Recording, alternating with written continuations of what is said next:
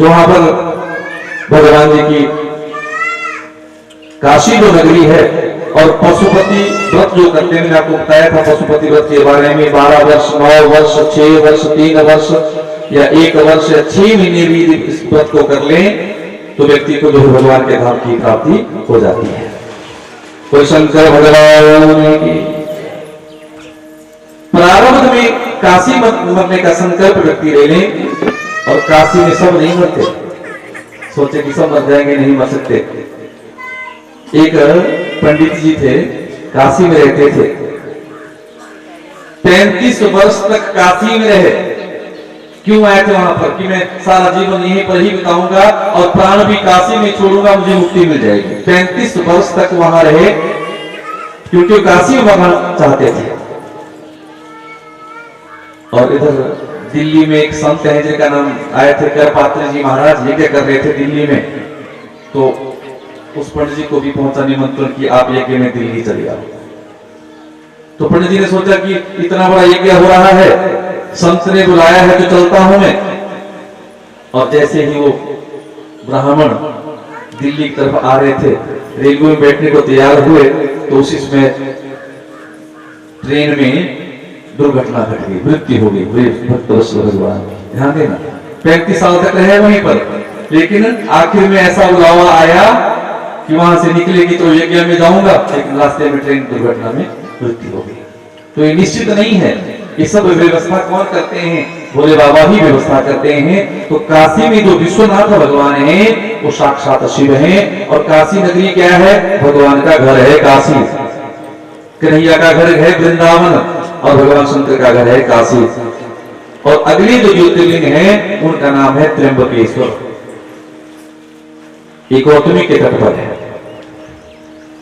नासिक से 30-40 किलोमीटर की दूरी पर एक पर्वत है, और उस पर्वत का नाम ब्रह्मगिरी पर्वत है। गौतम ऋषि की पत्नी जिसका नाम अहिल्या था, गौतम ऋषि ने और अहिल्या ने वहां पर 10,000 वर्षों तक तप किया। एक समय ऐसा भी योग बना हुआ था कि 100 वर्षों तक बारिश नहीं हुई। ज्योतिष शास्त्र कहता है कि 2000 वर्ष के बाद, 4000 वर्ष के बाद या 10,000 वर्ष के बाद ऐसा भी योग आता है कि 100 वर्षों तक बारिश ही नहीं पड़ती। वही शंकर भगवान ऐसे भी योग जीवन में आते रहते हैं। और बारिश जब नहीं हुई तो हर जगह पर सुख है, सुख, बिल्कुल कोई हरी चीज थी नहीं रही बची हुई, और इधर सब जीव जंतु मरने लगे।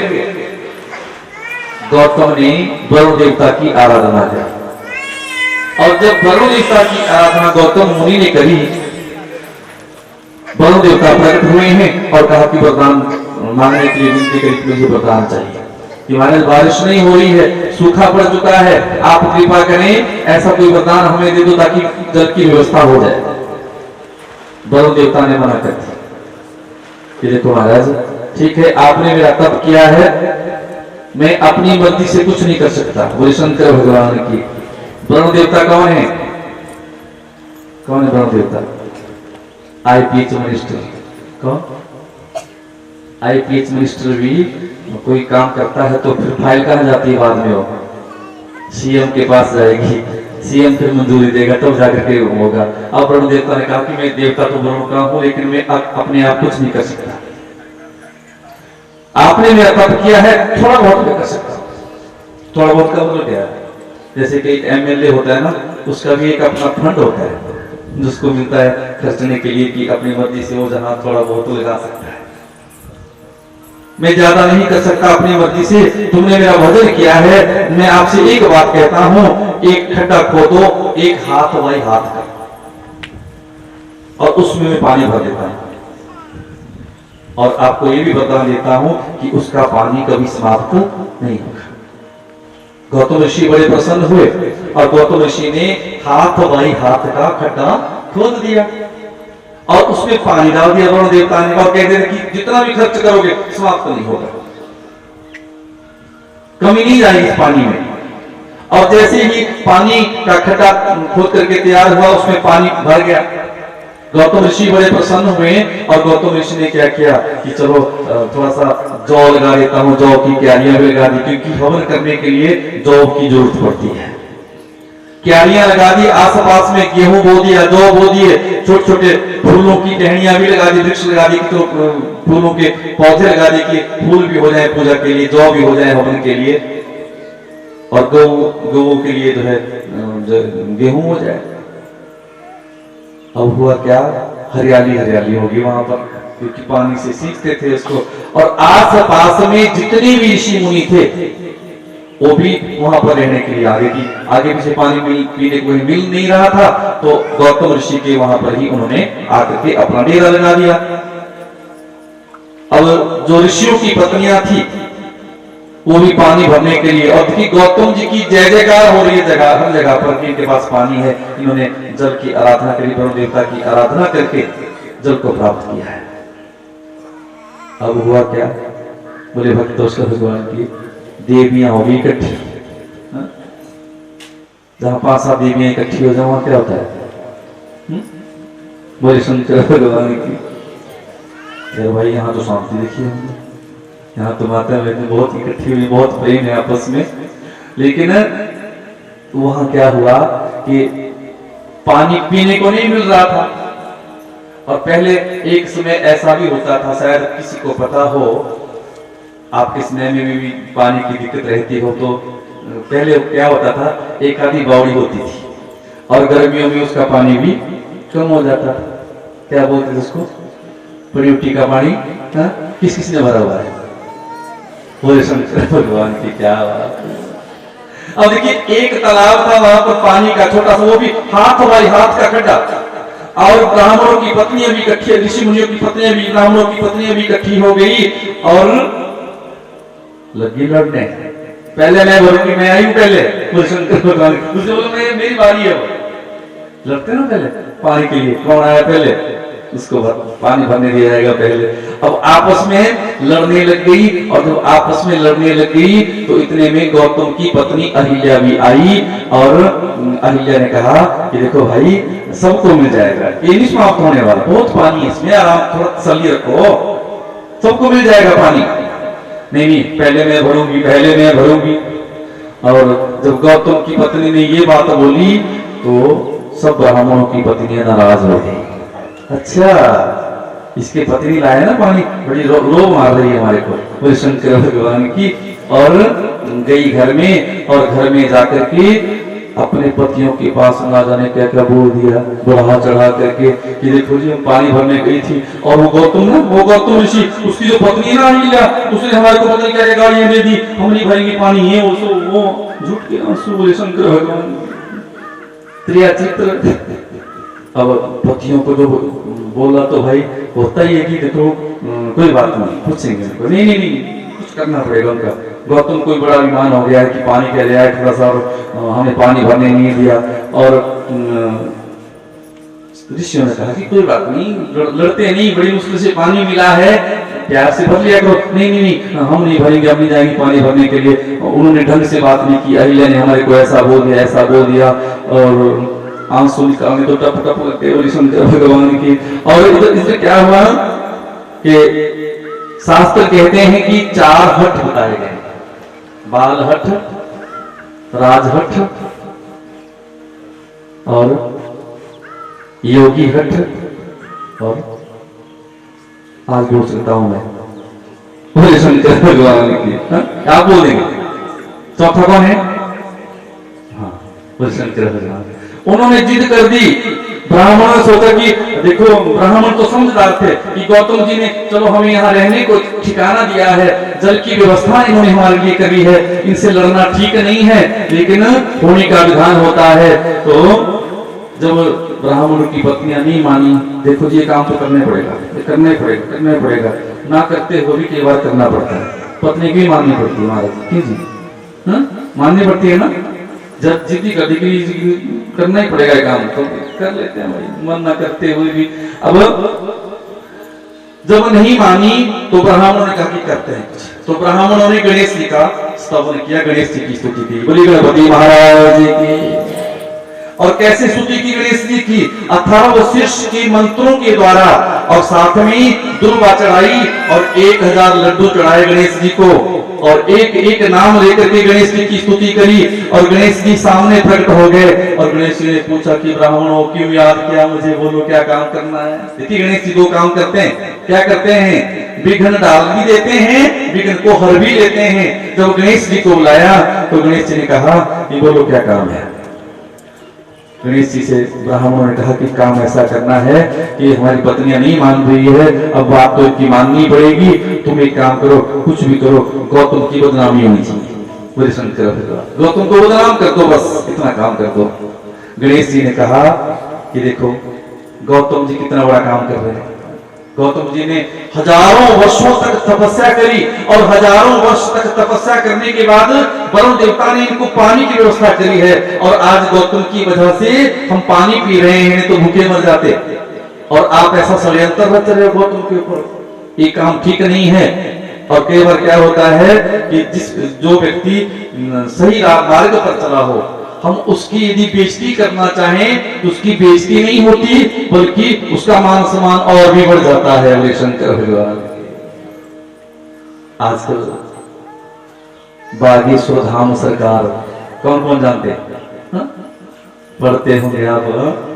उनकी बेइज्जती करने लगे सनातन, और देखो उनका नाम फॉलोवर उतने बढ़ गए, ज्यादा बढ़ गए। उनको कई लोग जो जानते भी नहीं थे वो भी जान गए। हम किसी की बेइज्जती करना चाहें तो उसकी बेइज्जती नहीं होती, बल्कि उसका तो और भी नाम ऊंचा हो जाता है। तुम गौतम की बेइज्जती नहीं कर सकते, और गौतम की तुम बेइज्जती करना चाहोगे तो उनका महत्व लोगों की नजर में और भी बढ़ जाएगा। इसलिए काम ठीक नहीं है। लेकिन जब नहीं माने ब्राह्मण कि महाराज ये तो काम करना ही पड़ेगा, तो गणपति जी ने कहा भाई मैं तो कर्जदार हो गया हूं तुम्हारा। बोले शंकर भगवान की। क्यों हो गया कर्जदार? क्योंकि लड्डू जो चढ़ाए थे। आपने किसी के घर का अन्न खाया हो तो क्या होता है? कर्जदार होते हैं। भीष्म पितामह ने दुर्योधन के घर का अन्न खाया था, और अन्न खाने की वजह से किसका साथ देना पड़ा था? दुर्योधन का साथ देना पड़ा था। जबकि भीष्म पितामह जानते थे कि जो काम मैं कर रहा हूं ये काम उचित नहीं है, लेकिन कई बार होता है ऐसा, कर्जदार हो गए थे। गणपति ने कहा कि तुमने हमें कर्जदार बना दिया, क्योंकि भाई लड्डू खिला दिए तुमने, 1000 लड्डुओं से मेरी पूजा करी, हमारा भजन किया है। और जो देवता का भजन कर लेता है, मान लो आप भोले बाबा की पूजा कर रहे हैं, तो भोले बाबा भी आपके कर्जदार हो गए। और भोले बाबा भी सोचेंगे कब जैसे मैं इस कर्ज को उतारूं, वो कुछ न कुछ देंगे आपको भी कि चलो भाई मेरा भजन किया है। और क्या किया? जब ब्राह्मण नहीं माने तो गौतम जी ने एक गौ का रूप धारण कर लिया। गणेश जी देखिए गौतम को बदनाम करने के लिए गणेश जी गाय बन करके आ गए। गाय भी कैसी? बुढ़ी सी गाय, दुबली पतली गाय। और जैसे ही गणपति गाय बन करके आए, और वहां पर जो क्यारियां लगी हुई थी, गौतमस्या सकेदारे तत्रासन प्रियो यवाह गणेश तत्र गौर भूत्वा जगाम किल दुर्बलहा। क्यारियों में जो गेहूं पैदा हुई थी, जो जौ पैदा हुए थे, उस हरी हरी गेहूं को खाना शुरू कर दिया गाय ने। जब गाय ने खाना शुरू कर दिया, गाय कौन थी? गणेश जी, बुढ़ी गाय बनकर के वहां पर आए हुए थे। अभी 2-4 ही टहनियां खाई होंगी। इतने में क्या हुआ? गौतम जी ने देखा कि अरे मेरी फसल खा दी गौओं ने। सोचो जरा, आपकी क्यारी में ना महाराज बड़ी सुंदर क्यारी लगाई है आपने, यदि यहाँ पर गाय आ जाए तो क्या करेंगे आप? डराएंगे ना, क्या बोलेंगे? शंकर भगवान की। अब क्या किया गौतम जी ने? 2 टहनियां उठाई, और देखिए डंडा भी नहीं मारा, सिर्फ 2 टहनियां उठाई नीचे से घास की, और गाय को डराने लगे। और बस वो टहनियां छूने की देरी थी, और गाय शंकर भगवान गाय मर गई। और जितने भी ब्राह्मण थे वो पहले छिपे हुए थे वहां पर। अरे ये गौ हत्यारा है, इसने गाय को मारा है, इसको गौ हत्या का दोष लगा है, इसको यहाँ रहने का अधिकार नहीं है। सबने पत्थर मारने शुरू कर दिए। अरे निकलो निकालो इसको यहाँ से, यहाँ रहने की योग्य नहीं है।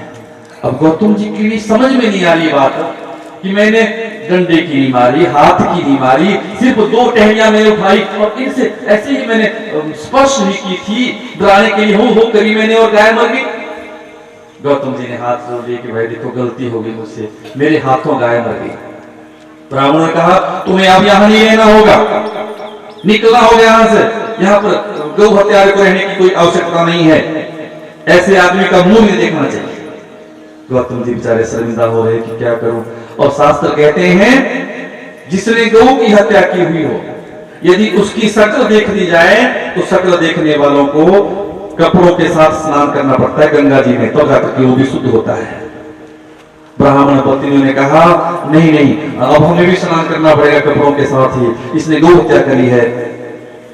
हाथ जोड़ लिए, महाराज मुझे क्षमा कर दो, और पत्थर मारने शुरू कर दिए लोगों ने वहां पर, ब्राह्मणों ने, ब्राह्मण पत्नियों ने। और गौतम जी ने थोड़ी दूरी पर जाकर के कुटिया बना ली अपनी, चलो यहाँ रहते हैं। वहां पर भजन करने लगे, वहां पर ब्राह्मण भी पहुंच गए, अरे तुम यहाँ नहीं रह सकते, जब तक तुम शुद्धि नहीं करोगे अपनी तो आपको यहाँ नहीं रहना होगा, तुम यहाँ से चले जाओ। और एक बात ध्यान रखना, कई बार क्या होता है, हमने घर में गौ पाल रखी है और गाय गौशाला में मर जाती है, गाय, और गले में रस्सी लगी ना पड़ी हुई, सवेरे देखते हैं गाय मरी हुई है, तो वो भी गौ हत्या का दोष लग जाता है, उसके लिए भी प्रायश्चित करना पड़ता है। थोड़ा सा गौ बना करके चांदी की उसकी प्रतिष्ठा करके उसका दान करना चाहिए। और जहां पर गौ ने प्राण छोड़े हैं उस गौशाला में थोड़ा सा, चाहे एक दिन का ही जप करवाओ, जप करवाने के बाद वहां पर गायत्री जप करके थोड़ा सा हवन करना चाहिए गायत्री मंत्र से, तब जाकर के शुद्धि होती है। क्योंकि गले में रस्सी पड़ी है ना, जब तक ऐसे गाय मर जाती है तो उस गौशाला को भी दोष लग जाता है, दूषित हो जाती है। ये नियम है, विधान है। अब ब्राह्मण वहां पर पहुंच गए, ब्राह्मणों ने कहा निकलो यहाँ से, निकलो यहाँ से। अब हाथ जोड़े और विनती करी, महाराज कोई उपाय नहीं हो सकता इसका, ताकि मैं कुछ प्रायश्चित कर सकूं। तो ब्राह्मणों ने कहा एक उपाय है इसका कि सारी पृथ्वी की आपको 3 परिक्रमाएं करनी पड़ेगी। त्रिवारम पृथ्वीम सर्वाम परिक्रमम प्रकाशन, कहते हैं कि परिक्रमा करनी पड़ेगी पूरी पृथ्वी की। और कैसे करनी पड़ेगी, जब भी आप जहां भी चलते जाएंगे और सबके पास बोल जाएंगे मैं गौ हत्यारा हूं, मुझसे गौ मरी है, मैंने गौ को मारा है, मैं गौ हत्यारा हूं, बोले शंकर भगवान। ध्यान देना, यदि कोई अपराध बन जाए, कोई गलती अनजाने से हो जाए तो उस गलती को छिपाना नहीं चाहिए, उस गलती को बता देना चाहिए। जिसके पास भी आप अपने पाप को बता रहे हैं, गलती को बता रहे हैं, उसको भी उसका कुछ अंश चला जाता है। और कोई नेकी का काम हम करते हैं, कोई दान पुण्य हमने किया, कोई नेकी का काम हमने किया, उसको छिपाओ, उसको मत बताओ। मैंने कल कहा था ना कि धन को भी गुप्त रखना चाहिए छिपा करके, और पुण्य जो हमने किया है उसको भी छिपा करके रखना चाहिए कि कितना किया, ये हमने दिया, जहां पर मैं आते कि मैंने किया, मैंने, वहां उसका कोई असर नहीं रहता। तुम्हें ही काम करना पड़ेगा, तब गौ हत्या से तुम्हें मुक्ति मिलेगी। और ब्रह्म, या फिर इस ब्रह्मगिरी पर्वत की 101 परिक्रमा करो, और परिक्रमा करते करते बोलते जाना है कि मैं गौ हत्यारा हूं, मैं गौ हत्यारा हूं, भगवान मुझे माफ कर दो, तब तुम्हारी शुद्धि होगी। पहला उपाय तो ये है। और दूसरा उपाय यह है कि अब तुम्हें गंगा जी में नहाना पड़ेगा, बोले शंकर भगवान, गंगा जी में स्नान करना पड़ेगा। या फिर ऐसा करो कि गंगा जी को यहाँ पर ले आओ और यहाँ पर ला करके 1 करोड़ शिवलिंग बना करके मिट्टी के, उनकी तुम पूजा करो, तब तुम्हारी शुद्धि होगी। और शुद्धि करने के लिए 100 घड़े भरने पड़ेंगे गंगा जल के, फिर गंगा जल के घड़े भर करके भगवान शंकर का पूजन आपको करना होगा, तब तुम्हारी शुद्धि होगी। नहीं तो तुम यहाँ नहीं रह सकते, हम आपको यहाँ रहने देंगे नहीं, निकल जाओ यहाँ से, कोई शंकर भगवान की। अब गौतम जी ने मन में सोचा कि यदि पृथ्वी की परिक्रमा करूं तो बहुत समय लग जाएगा मेरा, और गौ हत्यारा पापी कहने के स्थान पर यदि मैं भगवान शंकर की स्तुति करूं और भगवान शंकर आएंगे ना तो गंगा अपने आप आएगी। क्यों आएगी गंगा?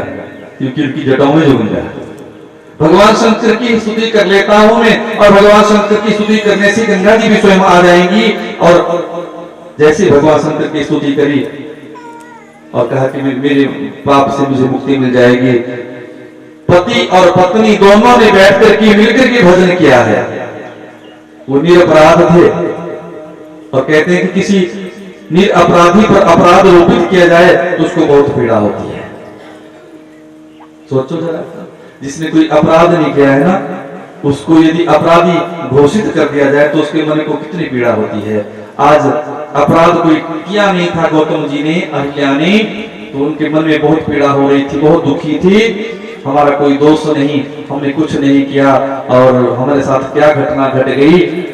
और गौतम जी को ये पता नहीं था कि चाल किसने चली हुई है, ब्राह्मणों ने चाल चली हुई है।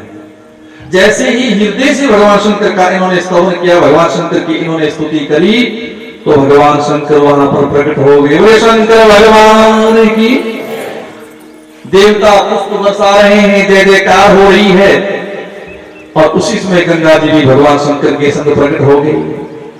उन्होंने भगवान शंकर का पूजन किया, गंगा जी का पूजन किया और भगवान शंकर से कहा कि प्रभु हमें गौ हत्या लगी है और गौ हत्या से मुक्ति के लिए हमने आपकी स्तुति करी है, हमें मुक्ति मिलनी चाहिए। और गंगा जी भी प्रसन्न हो गई। गंगा जी से कहा कि आप यहाँ पर ही रह करके अब रहोगी यहाँ पर हमेशा के लिए। भगवान शंकर ने कहा, अरे ब्राह्मणों, आपने गौ हत्या नहीं करी है, आपको तो झूठा कलंक लगाया गया है। इन ब्राह्मणों ने तुम्हारे साथ छल किया है और मेरी बेटी की भी चाल है इसमें, बोले शंकर भगवान की। मेरे बेटे को इन्होंने झूठ में मनाया और मेरे बेटे से गलत काम करवाया। किससे करवाया गलत काम? गणपति से। गणपति को कहा कि काम करना ही पड़ेगा तुम्हें, और गणपति ही गौ का रूप धारण करके गए थे। तुम निर्दोष हो। और गौतम जी के मुख से निकला कि प्रभु जो भी है हम गौ हत्यारे हैं, बस हम स्वयं को गौ हत्यारे मान चुके हैं। आपकी पूजा करने के बाद, गंगा जी में स्नान करने के बाद ही हम अपने आप को शुद्ध पाएंगे। आप हमारे ऊपर कृपा करें, आप यहीं पर रहें, लोगों का कल्याण करें। देवताओं ने भगवती गंगा जी से कहा कि हे गंगा मैया, आप यहाँ पर आई हो। और गंगा मैया ने कहा कि कोई बात नहीं, हम आपको वचन देंगे। देवताओं ने भी कहा, गंगा मैया से प्रार्थना करी कि 12 वर्षों के बाद 1 महीने के लिए हम यहाँ पर आया करेंगे। और भादो महीने में जब सिंह राशि के बृहस्पति होंगे तब 1 महीने के लिए महाकुंभ का मेला यहाँ पर लगेगा। और शंकर भगवान की तीर्थों ने कहा कि 1 महीने के लिए हम यहाँ पर आया करेंगे और इसमें स्नान करेंगे। तालाब पोखर में नहाने से ज्यादा पुण्य नहीं मिलेगा। गंगा जी बोली, गौतम जी के तब से प्रसन्न होकर के आज के बाद मेरा नाम गौतमी गंगा होगा। गौतम जी ने मुझे बुलाया है, गौतमी गंगा के नाम से यहाँ पर निवास करूंगी। और कहते हैं ज्योतिषी इस बात को मानते हैं, बृहस्पति की जो गति होती है, एक राशि पर 13 महीने रहता है बृहस्पति। 1 साल 1 महीना एक राशि पर बृहस्पति रहते हैं। और जब सिंह राशि के बृहस्पति आते हैं तब जाकर के नासिक में कुंभ लगता है। और गंगा जी वहां पर त्र्यंबकी के स्थान पर गौतमी तट पर जो है निवास करती हैं गंगा जी भी। और भगवान त्र्यंबक हैं, त्रिनेत्र हैं, गंगा जी भी के संग में हैं। इस प्रकार जो है वहां पर भगवान जी ने ज्योतिर्लिंग की स्थापना भगवान जी के द्वारा हुई है। वो शंकर भगवान। और अगली जो ज्योतिर्लिंग है वो है वैद्यनाथ। वैद्यनाथ कहते हैं, हमारे भी वैद्यनाथ है हिमाचल में, वैसे इसका नाम बैजनाथ। वैद्यनाथ। और वैद्यनाथ ज्योतिर्लिंग की जो स्थापना है, लेकिन ये हिमाचल वाला वैद्यनाथ नहीं है जो उसमें वर्णन आता है, चिताभूमो वैद्यनाथ। इसको लेकर के कौन आया था? रावण आया था इसको लेकर के। बोले शंकर भगवान की। कैलाश पर्वत पर रावण गया और वहां पर जाकर के इसने भगवान शंकर की आराधना करनी शुरू कर दी। कई वर्षों तक भजन किया है। शिव महापुराण में लिखा है कि क्या करता था रावण? 10 सिर थे रावण के। कितने सिर थे? 10 सिर। जब भगवान शंकर प्रसन्न नहीं हुए तो एक एक सिर को काटता था और अग्नि में आहुति डाल देता था, और रावण की नाभि में अमृत का कुंड था। लेकिन रावण का मरना बड़ा मुश्किल था। राम जी ने बड़ा जोर लगा लिया रावण को मारने के लिए। राम जी थक हार गए, भविष्य से पूछा कि कैसे मरेगा रावण, तो भविष्य ने ही उपाय बताया था कि रावण की नाभि में अमृत कुंड है, जब तक इस अमृत कुंड को नहीं सुखाया जाएगा तब तक इसका मरना मुश्किल है। और रावण इतना चालाक था, रावण ने ब्रह्मा जी की तपस्या करी थी और ब्रह्मा जी ने कहा था कि राम जी के हाथों तुम्हारी मृत्यु होगी, और वो बाण भी ले लिया था अपने पास, जिस बाण से मेरी मृत्यु होगी ये ले बाण, इसी बाण से तेरी मृत्यु होगी। और रावण ने क्या किया, वो बाण ला करके अपनी पत्नी को दे दिया कि ये ले, इसको रख संभाल के, और इसी बाण से मेरी मृत्यु होगी। तो दीवार में उसको अंदर चिणवा दिया था, बाहर से सोने से मर दिया था उसको, ताकि दिखाई न दे कि बाण क्यों रखा है। रावण जानता था कि कोई भी आएगा मुझे मारने के लिए, जब तक ये बाण नहीं मिलेगा तब तक मेरी मृत्यु नहीं होगी। और हनुमान जी को जैसे भविष्य ने बताया कि ऐसे ऐसा बात है, तो हनुमान जी ने ब्राह्मण का रूप धारण किया और ब्राह्मण का रूप धारण करके चले गए मंदोदरी के पास ब्राह्मण वेश में, और मंदोदरी के पास जाकर के मंदोदरी की स्तुति करने लगे। देखो मंदोदरी जी, आप तो लक्ष्मी हो, देखो आपके पति की आयु तुम्हारी वजह से जो है लंबी हो रही है। हाँ हाँ बिल्कुल, ये तो पक्की बात है, मेरी वजह से मेरे पति की आयु लंबी है, और हाँ मेरे पति ने मेरे पास एक बाण दिया है और उसको मैंने सुरक्षित रखा हुआ है संभाल करके, जब तक वो बाण किसी के हाथ नहीं लगेगा तो राम भी मेरे पति को नहीं मार पाएंगे, और मैं इसको छिपा करके रखा है। हनुमान जी समझ गए, अच्छा कहाँ रखा है, कहा कि दीवार में रखा है छिपा करके। लात की मारी दीवार को तोड़ा और वो बाण लिया राम जी के पास, ये लो मारा, इस बाण से मरेगा रावण, तब जाकर के रावण मरा। ऐसी मंदोदरी का जो पूरी प्रशंसा कर दी ना, तो मंदोदरी के मुख से सब कुछ निकल गया। और शंकर भगवान की माताएं बहनें भावुक ज्यादा होती है, कोई भी आता है ना, चाहे कोई मांगने वाला, चाहे कोई बस थोड़ी सी, आप तो लक्ष्मी है जी, क्या बात है, आपके माथे में तो कितनी सुंदर रेखा पड़ी है, आप तो दान देने वाली हो, ऐसा ऐसा, और आपका परिवार बड़ा अच्छा। थोड़ी सी प्रशंसा क्या कर दी, ये भी ले जा, कंबल भी ले जा, ये भी ले जा, ये भी ले जा, तो शंकर भगवान की तो उसके मुख से निकल गया था, मंदोदरी के मुख से जब प्रशंसा करी मंदोदरी की हनुमान जी ने। इस प्रकार जो है रावण की मृत्यु हुई थी। और देखिए क्या किया, एक सिर काट करके 1 वर्ष तक तप करता रहा, दूसरे वर्ष में दूसरा सिर काट देता, तीसरे वर्ष में तीसरा, और जैसे ही 9 सिर इसने काट दिए तो भगवान शंकर को प्रकट होना पड़ा था। और रावण भगवान शंकर को प्रसन्न करने के लिए तांडव नृत्य भी किया करता था। भगवान शंकर ने कहा, वरदान मांगो, क्या वरदान तुम्हें चाहिए? रावण बोला कि प्रभु और कुछ नहीं चाहिए, तुम मेरे साथ चल पड़ो लंका। भगवान ने कहा चलो वही ठीक है, मैं चल पड़ूंगा। और उस एक पिंडी दे दी भगवान शंकर ने रावण के पास, और कहा इस दिव्यामणि में मेरा ही स्वरूप है, इसको तुम सिर के ऊपर रख करके सीधे लंका में जाकर के विराजमान कर दो, मैं वहीं पर ही आपको मिल जाया करूंगा। लेकिन ध्यान रखना, रास्ते में इसको कहीं उतारना नहीं। रावण ने जैसे ही शिवलिंग सिर के ऊपर रखा, आ रहे थे रावण, और रास्ते में आते आते लघु शंका लगी, मन में सोचा क्या करूं, अब रखने को तो मना करी है, ये तो भगवान का स्वरूप है, और ऐसे लघु शंका में नहीं जा सकता। बड़ी कोशिश करी कि रोक लूं, लेकिन नहीं, अरे लंका अभी बहुत दूर है, शंकर जी को उठा रखा है, मैं अशुद्ध ना हो जाए भोले बाबा, इसलिए किसके पास दूं? और वहां देखा जंगल के बीच में एक गांव का भोला भाला लड़का था। रावण ने कहा भैया थोड़ी देर के लिए तुम शिवलिंग अपने सिर के ऊपर पकड़ लो, मैं तो लोक शंका जाकर के आता हूं, और हाथ पैर धो करके फिर उठा लूंगा मैं।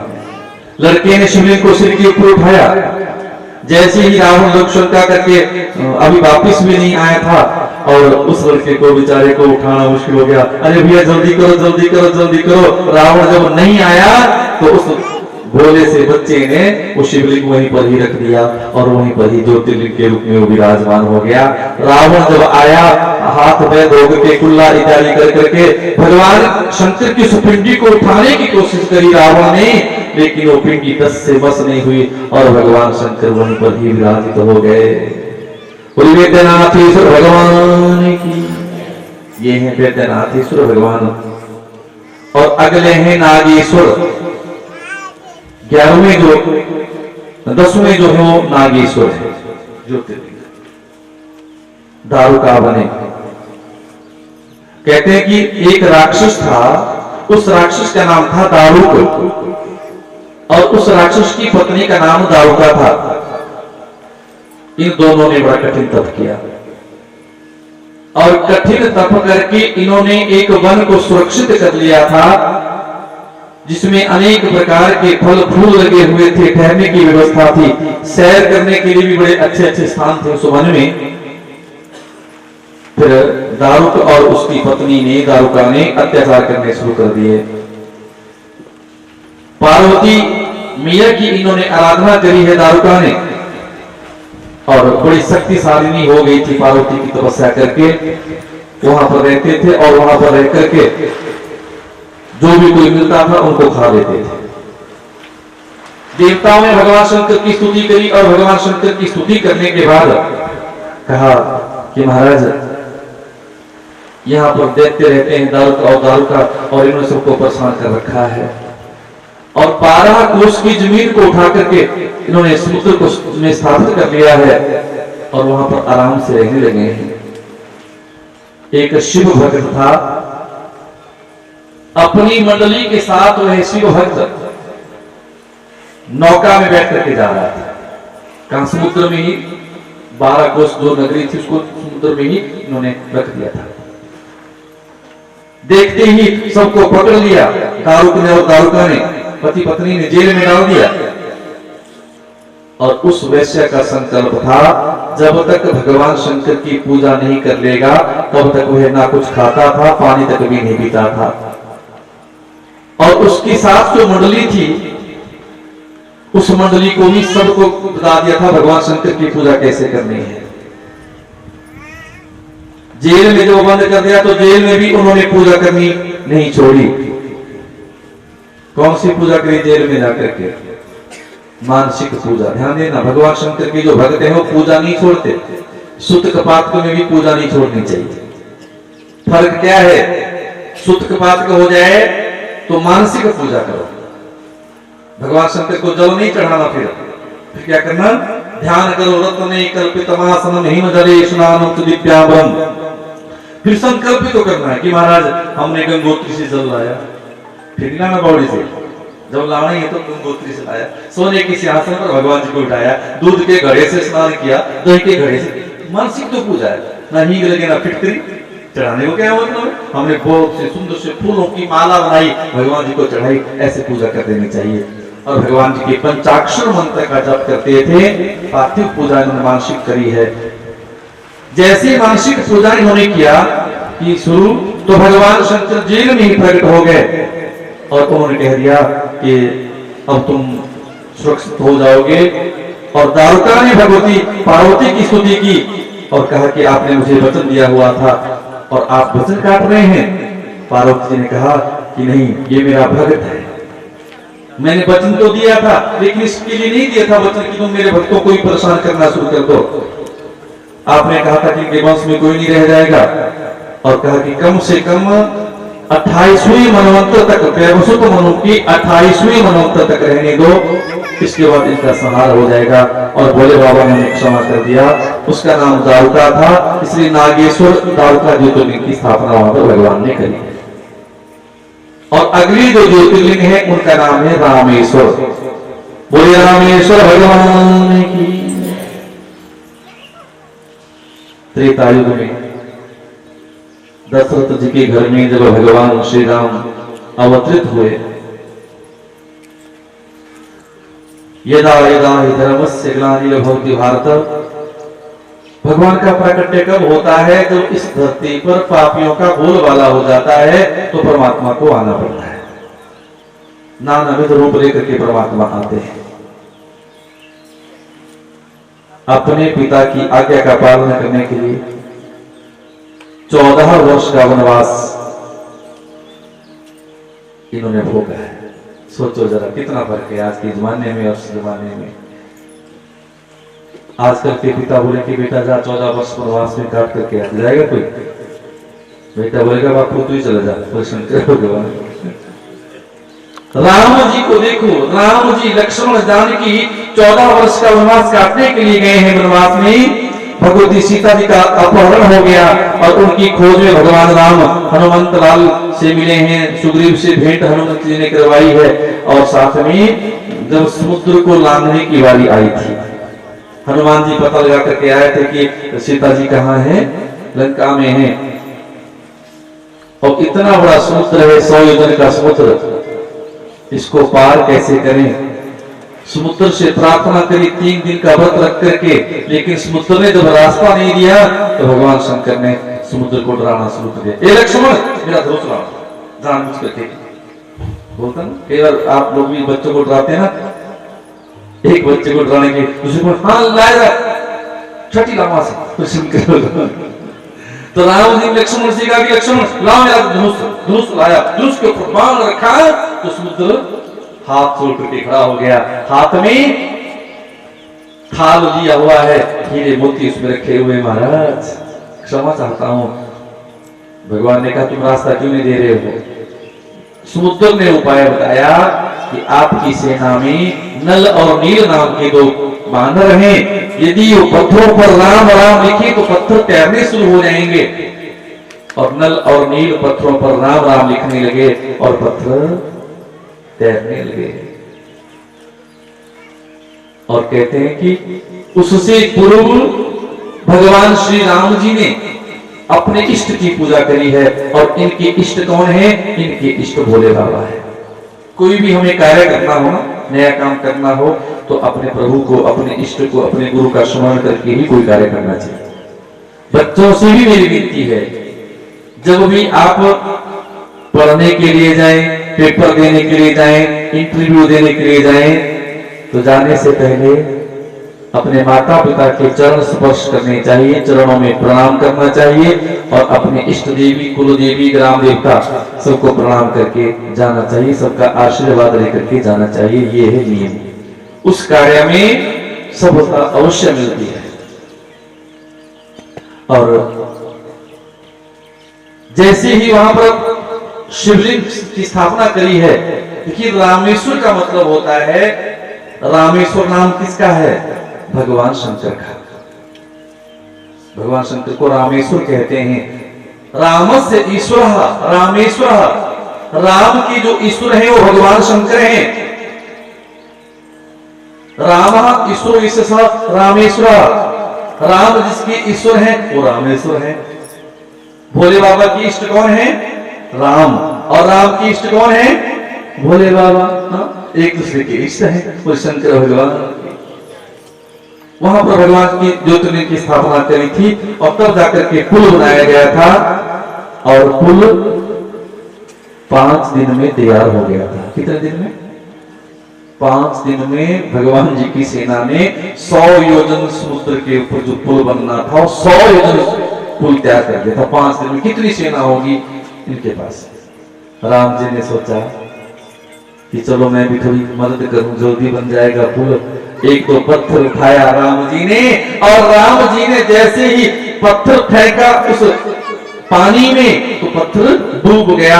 और हनुमान जी बैठे थे, हनुमान जी को हंसी आ गई और राम जी ने पूछा कि हनुमान जी क्यों हंस रहे हो तुम? राम जी ने कहा हनुमान जी, जब ये मेरा नाम लिख करके पत्थर फेंक रहे हैं तो पत्थर तैर रहे हैं, और जब मैं स्वयं राम हूं, जब मैंने पत्थर उठाया तो क्यों डूब गया? हनुमान जी ने कहा कि देखो महाराज, प्रभु जी बात ऐसी है ना, जिसको एक बार आप तिरस्कृत कर दें, जिसको एक बार आप फेंक दें, वो कभी बच नहीं सकता। वो शंकर भगवान की राम से बड़ा है राम का नाम। राम में इतनी शक्ति नहीं है जितनी शक्ति राम के नाम में है। और हनुमान जी गए थे गोलोक धाम, वहां से ला रहे थे गोवर्धन जी को, और गोवर्धन जी को ला करके कहाँ रखा था? ब्रजमंडल में, क्योंकि पता लगा वहां पुल तैयार हो चुका है। तो गोवर्धन जी रोने लगे, मुझे कहाँ रख दिया, मैं काम नहीं आ पाया तुम्हारे प्रभु। तो राम जी ने कहा था तुम चिंता मत करो, अभी तुम्हारे काम नहीं आया, तो मेरे काम नहीं आया तो जब मैं कृष्ण अवतार लेकर के आऊंगा तो मेरे दो रूप होंगे, एक रूप में आपके संग रहूंगा और दूसरे रूप में गो भगवानों के संग जो है। देखिए दो रूप में गोवर्धन जी, एक गोवर्धन जी के रूप में भगवान है, दूसरे ग्वाल के संग क्रीड़ा करते हैं। प्रत्यक्ष देवता दो ही है हमारे भारतवर्ष में, एक गोवर्धन जी है, दूसरे तिरुपति बालाजी। गोवर्धन जी की परिक्रमा किस किसने करी है? बहुत सुंदर परिक्रमा है, पैदल परिक्रमा की जाती है गोवर्धन जी की। वृंदावन की यात्रा का पुण्य जब तक गोवर्धन की परिक्रमा न करें तब तक उसका पुण्य नहीं मिलता है, उसकी परिक्रमा करनी पड़ती है। और शंकर भगवान की ये है रामेश्वर ज्योतिर्लिंग, और आखिरी है घुसमेश्वर। द्वादश ज्योतिर्लिंगों में घुसमेश्वर नाम का ज्योतिर्लिंग भी है, ये महाराष्ट्र में है। एक घुसमा नाम की महिला थी, भगवान शंकर की पूजा किया करती थी और उसको सिद्धि मिल गई। एक ब्राह्मण थे और वो ब्राह्मण भगवान के परम भक्त थे। शादी हो गई, कई वर्ष बीत गए, घर में कोई संतान ब्राह्मण के नहीं हुई। और पत्नी ने कहा तुम एक काम करो महाराज, हमारा जो वंश है आगे चलना चाहिए, मेरे तो कोई संतान नहीं हो रही है, तुम दूसरा विवाह कर लो। बोले शंकर भगवान की। ब्राह्मण ने इनकार कर दिया, देखो देवी मैं तुम्हारे होते हुए दूसरा विवाह कैसे कर लूं, और वैसे भी जहां पर दो स्त्रियां होती हैं वहां पर लड़ाई झगड़ा फिर बढ़ जाता है। स्त्री एक ही होती है, संतान हो ना हो मुझे क्या फर्क पड़ता है, तो हमारे भाग्य में जो है वही है, भगवान का भजन हमारा चल रहा है। लेकिन बार बार तो उसने जिद करी अपने पति से कि भाई तुम दूसरा विवाह कर लो, हमारा वंश आगे चलना चाहिए, आपका नाम आगे चलना चाहिए। और उसने क्या किया कि अपनी छोटी बहन के साथ रिश्ता करवा दिया अपने पति का। बोले शंकर भगवान की चलो मेरी बहन है छोटी, उसको तुम ले आओ और उसकी भी संतान हो जाएगी तो हमारा वंश आगे चल पड़ेगा। उसका नाम घुसमा है, सीधी सादी है बेचारी, सरल स्वभाव की है, पवित्र हृदय है, और हम दोनों बहनें आपस में प्रेम से रह लेंगी। जब ऐसा निवेदन किया अपने पति से, ब्राह्मण ने मन में सोचा क्या करूं, चिंता में पड़ गया ब्राह्मण। तो ब्राह्मण ने एक युक्ति निकाली अपने मन में। देखिए क्या किया, युक्ति क्या निकाली, ऐसी युक्ति निकाली कि भगवान शंकर के दोनों हाथों में एक एक फल रख दिया। एक फल एक हाथ में, दूसरा फल दूसरे हाथ में, और अपने मन में ठान लिया कि इस हाथ के फल को यदि उठाएगी तो संतान हो जाएगी, और इसके फल को उठाएगी तो संतान नहीं होगी। परीक्षा लेने के लिए युक्ति निकाली है। भगवान शंकर की बड़ी सुंदर पूजा भाव से पूजा करी और कहा कि हे भोलेनाथ, यदि मेरी पत्नी की संतान होने वाली हो तब वह इस फल को स्पर्श करे, और नहीं होनी तो इस फल को स्पर्श करे। कि भगवान शंकर के ऊपर भरोसा था। केवल ना जो इष्ट को मानते हैं, वो जब घर से निकलते हैं कोई काम करना हो तो भोले बाबा से देखते हैं कि महाराज बोलो हाँ जाओ काम को नहीं जाओ। शंकर भगवान कितने आए, 3 5 7 9 कई करते हैं सब ध्यान करके। और भगवान शंकर के प्रति भरोसा इनको था, और अपनी पत्नी से कहा कि तुम ऐसा करो कि मैंने 2 फल रखे भगवान शंकर के हाथ में, कोई एक फल उठा लो। और ब्राह्मण ने जब ये बात कही और उसने वह फल उठाया, बाएं हाथ का फल उठाया, और ब्राह्मण ने मन में सोचा था कि यदि दाहिने हाथ का फल उठाएगी तो इसी की संतान हो जाएगी, और बाएं हाथ का उठाएगी तो इसकी संतान नहीं होगी। अब बाएं हाथ का फल उठाया उसने, ब्राह्मण समझे कि इसका मतलब कि इसकी संतान नहीं होगी, तो चलो ये जोग लगा रही है तो मैं दूसरा विवाह कर ही लेता हूँ। दोनों बहनों का बड़ा प्रेम था, कोई लड़ाई झगड़ा इनका आपस में नहीं था। अब हुआ क्या, उसने अपनी छोटी बहन के साथ रिश्ता करवा दिया अपने पति का। सब लोग आए, बधाइयां देने लगे, पत्नी बनकर के छोटी बहन आई है, बधाइयां दे रहे हैं सभी। और वो भगवान शंकर को बड़ा मानती थी, छोटी बहन बहुत मानती थी भगवान शंकर को। शिव महापुराण में लिखा है कि भगवान का नाम ही साथ में जाएगा और कुछ भी साथ में नहीं जाएगा। ऋषि मुनि सब आते हैं तुझे समझाने के लिए, कुछ तो समय निकाल लो प्यारे हरि गुण गाने के लिए। हरदम है तू त्यार रे बंदे पाप कमाने के लिए, हरदम है तू त्यार रे बंदे पाप कमाने के लिए, हरदम है तू त्यार रे बंदे पाप कमाने के लिए। तुझको समय निकाल रे बंदे, तुझको समय निकाल रे बंदे, शिव तोरे गाने के लिए, हरदम है तू प्यार रे।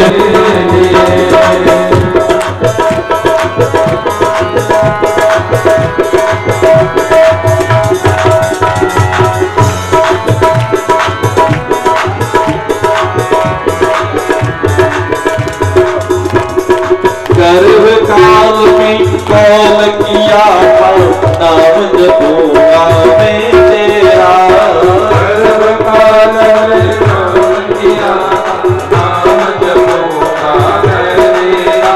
बच्चा मां के गर्भ में जब आता है उल्टा लटका रहता है, भगवान से प्रार्थना करता है कि हे प्रभु आप मुझे मुक्ति दे दो, संसार में जब आऊंगा दुनिया में आऊंगा तुम्हारा भजन करूंगा। इस झूठी दुनिया में आकर नाम भूल या मैं तेरा, दुनिया में आकर नाम भूल गया मैं तेरा। ऋषि मुनि कब आते हैं, ऋषि मुनि कब आते हैं, तुझे समझाने के लिए,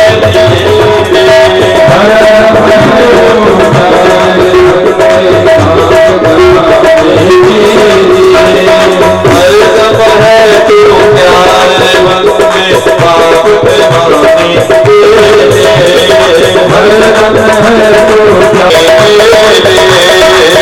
हरदम है तू प्यार बंदे पाप कमाने के लिए। जब तक तेल दिए में बाकी जगमग जगमग हो रहा, जब तक तेल दिए में बाकी जगमग जगमग हो रहा, चल गया तेल बुझ गई बाकी ले चल हो रहा, चल गया तेल बुझ गई बाकी ले चल हो रहा।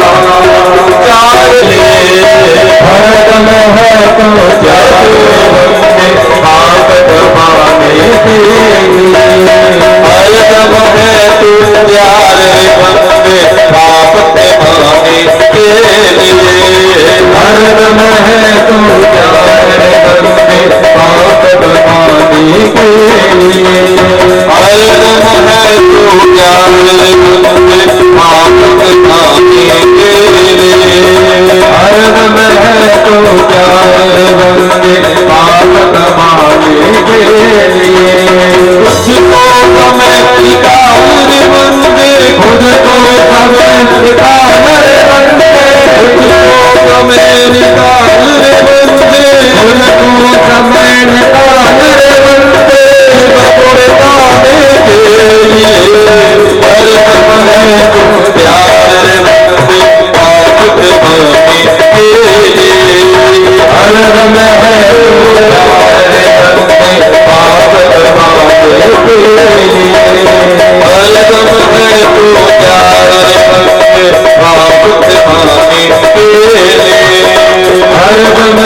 तू प्यार बंदे पाप तपाते के लिए।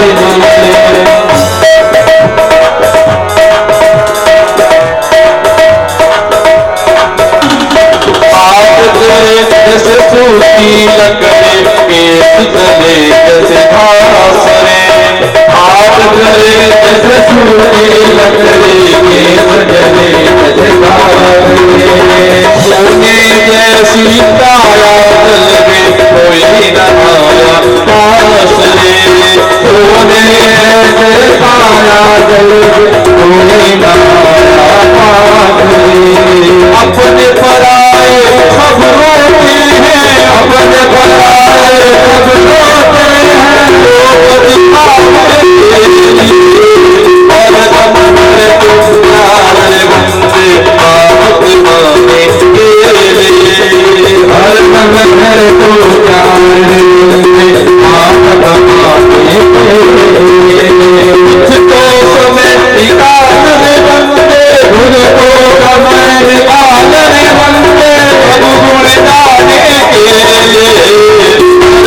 है तो प्यार बंदे पाप माने के लिए। हर दम है तो प्यार बंदे पाप दबाने के लिए। हर दम है तो प्यार बंदे पाप दबाने के लिए। हर दम है तो प्यार बंदे पाप दबाने के लिए।